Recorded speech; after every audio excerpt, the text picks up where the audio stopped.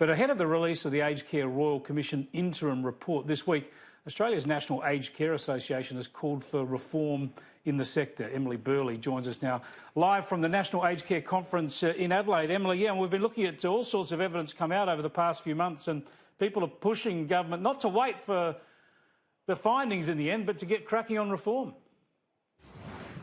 That's right. Now, the association today is calling for increased government funding and cultural changes across aged care. Now, LASER, or Leading Age Services Australia, is the national group representing providers across both residential and at-home care. Today, their CEO, Sean Rudy, made a speech at the conference.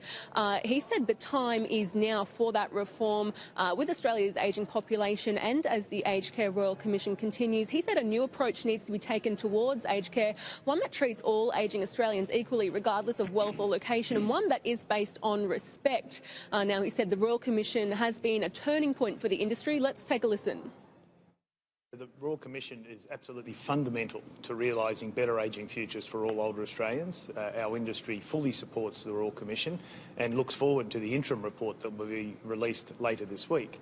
Notwithstanding this, there are many things that we can be doing right now to realise a better aged care system today, and that's why we're calling on government to make positive actions in order to make the aged care system better right now. Now, Mr Rooney did acknowledge the role some providers have played in some of those horror stories we've heard come out of the Royal Commission, but he said rather than play a blame game, the industry needs to move forward.